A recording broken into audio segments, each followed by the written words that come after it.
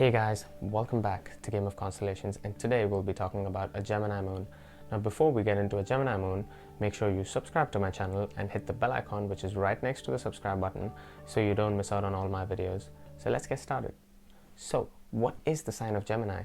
Well, firstly, Gemini is the third zodiac sign in Vedic astrology, and it has the element of air and desire in it, and hence it's called an airy and karma sign in Vedic astrology.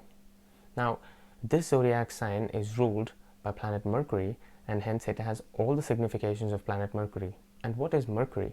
Mercury is communication, writing, your social network. Mercury is analytical thinking, and your ability to learn in this lifetime can be seen through Mercury. Now, Mercury also rules electronic equipment, gadgets, mobile phones, computers, and literally almost all electronic equipments are ruled by Mercury. And now what is Moon? Moon is our mind, our thought process. Moon is how we think. And Moon also signifies mother. It represents all the quality and finest things around us. So with the Gemini moon, we see that these people are very curious, gentle, friendly, amicable, social, and they really are out here to make friends and fulfill all the desires in this lifetime. Now, to understand the Gemini moon better, we have to get more deeper, and so the zodiac sign of Gemini has three constellations or nakshatras, which are Mrigashira, Ardra and Punarvasu. And so the constellation of Mrigashira falls between 0 degrees of the zodiac sign up and until 6 degrees 40 minutes, and the constellation of Ardra falls between 6 degrees of 40 minutes up and until 20 degrees of the zodiac sign. And finally, we have the constellation of Punarvasu, which is from 20 degrees of the zodiac sign up and until the end of the zodiac sign, where this zodiac sign ends. So let's get started with these constellations. So with the Mrigashira moon, we see that these are the kind of people who are very dreamy, and most of the times in their own world and their own space, and hence these people procrastinate a lot, and they have love towards procrastination. And this is also the kind of a moon which is very aggressive when it comes to communication, and generally their approach in life, they're pretty much very aggressive, and they also like short distance travel, meeting their social network on a daily basis, and they just want to be in that happy-go-lucky-go situation on a daily basis. Now, with a Mrigashira moon in the zodiac sign of Gemini, we see that there's a very strong connection with sports, and these are the kind of people who can literally be in any kind of sport, but they usually are more into something that makes them move quickly, like athletics, cricket, football, and they really want to be out there spending that energy on the playground and on the field.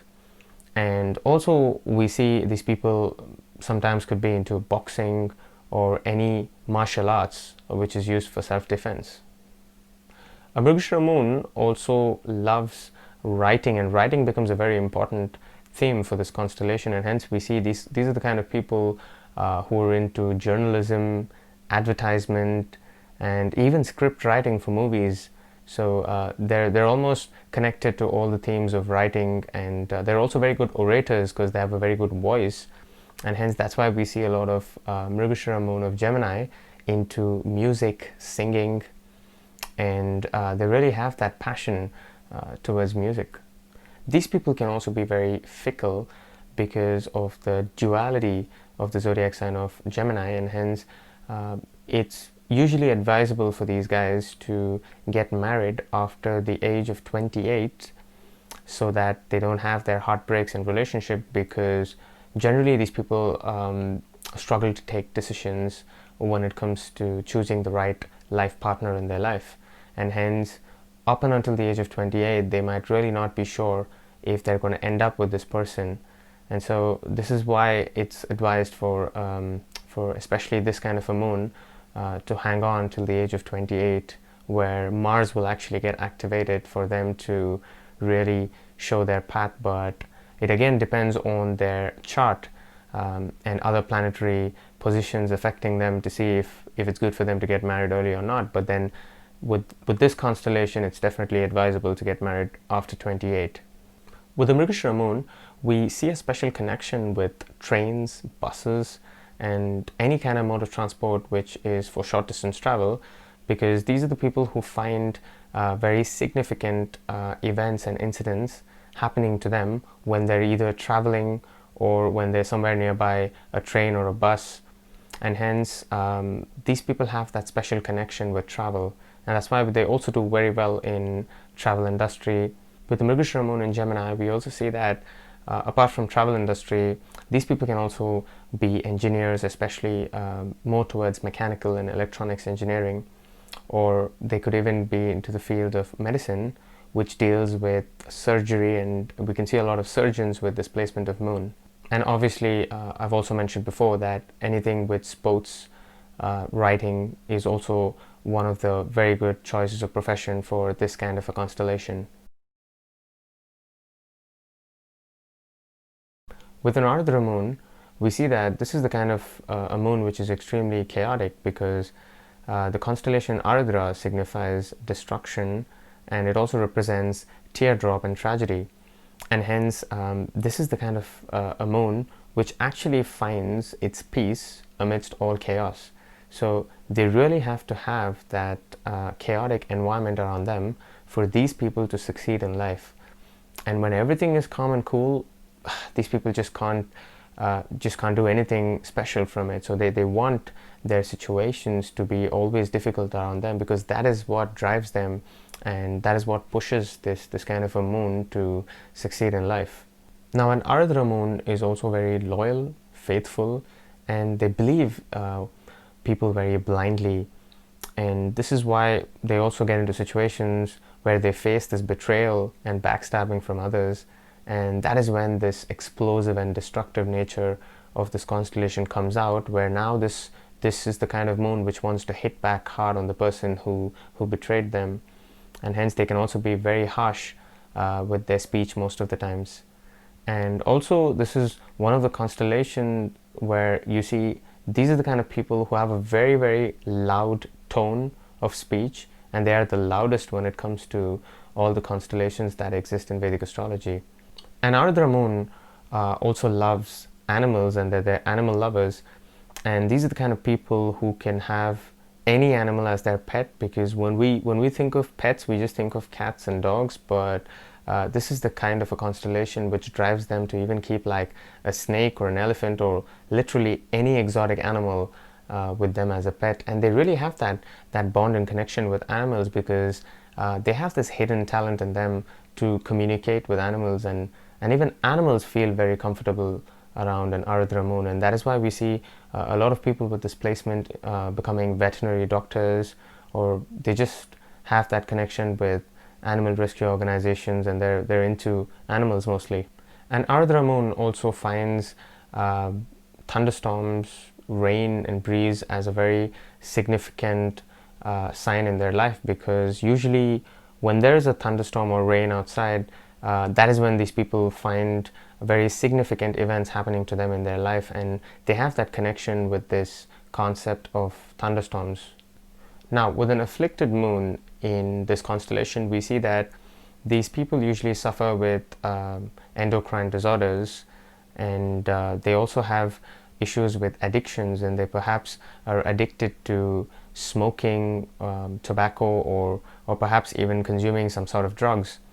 And this is the darker side of this constellation, when they lose control and they're completely chaotic. But on the flip side, we also see that if the moon is extremely strong in this constellation, these are the people who can become great yoga professionals, and in fact mastering Kriya Yoga, where they know how to activate all their chakras and reach that level of consciousness, and also spread the message to the society of how to reach that level of consciousness.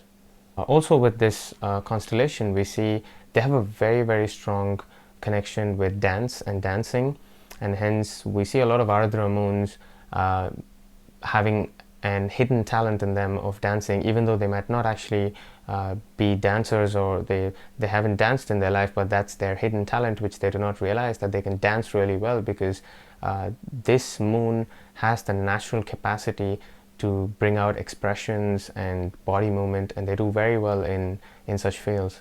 When it comes to their career fields and professions, we usually see Ardra moons in medicine fields, where it has some connections with animals and veterinary, and also we see them into the software industry, electronics industry, and especially something connected to AI is a very strong trait of an Ardra. And due to the destructive nature of this constellation, usually people with this placement of moon are tagged as very negative people, and that's not the case, because these people actually go through very difficult times during their childhood, because of which they transform several times in this process of taking all this pain and tragedy from their childhood, and that is why they grew up into somebody who's extremely harsh and assertive. And this gives an impression to many people that these are very negative people, but no, that's definitely not the case. And this is the kind of a moon that actually goes through a lot of hardship, but finally shines like a diamond. With the Punarvasu moon, we see that these are the kind of people who are very good at convincing and persuading others, and they really know the art of persuasion, and hence they're also very good planners and strategic thinkers. And these people are very strong with their communication, and hence we see them doing excellent in fields such as sales and marketing, hospitality, travel industry, especially with boarding and lodging, and they also have a very strong connection with textile industry as well. Now, when it comes to their communication skills, these people can be very good translators, and we see a lot of Punarvasu moon being translators, because they can speak multiple languages with this kind of a position of moon. But again, you really have to look at the other combinations in the chart to see if something is not letting this person learn multiple languages. These are the people who can also sell you very big ideas, because they have that entrepreneurial thinking in themselves, and these people are usually philanthropists, and they also love the concept of restoration and revival, and hence we see a lot of ecologists as well with this kind of a placement of moon. These people also go through situations where they all of a sudden have a downfall in their life, and then within a span of a year or two they know how to revive their career, and they come back to the same position they were before. And this is that special power with this constellation. This constellation also loves the process of repeating something, and hence you can see these people liking to work in places where things repeat over and over again, and that is why we see these people are very successful with industries such as advertising and sales and marketing, because they need to sell the same product again and again, and they need to repeat this process multiple times, and these people do very well in repeating things, and that is why we also find a lot of mimics with this kind of a placement of moon, who are very good in mimicry, and they know how to reproduce the same sound and the same expressions just as the other person, and hence they do very well in such industries. Now, with an afflicted moon in this constellation, we see that these people tend to do most of the things twice in their life, so they usually keep doing mistakes. So when they start typing something or writing something, generally they end up doing some kind of a mistake, and then they have to repeat the whole process all over again. And this is a very common trait with this constellation, especially if the moon is afflicted. And also with an afflicted moon, we see that generally these people tend to stay very far away from their birthplace and their homeland. And with an afflicted moon in this constellation, a person can actually get an opportunity to travel to a very far off land or a foreign country and actually settle down there permanently. With the constellation of Punarvasu, we usually see that these are the kind of people who also want to learn some kind of a musical instrument, and they have that very strong connection with music, just as the other two constellations of Gemini. Even these people want to stay connected to music. When it comes to relationships and marriage, a Punarvasu moon usually seeks for attention, and this is why these people have usually a lot of issues in their relationship life if they do not get a person who always gives them attention, and they always want that constant attention in this lifetime. Otherwise they really can't stick around with the person whom they like.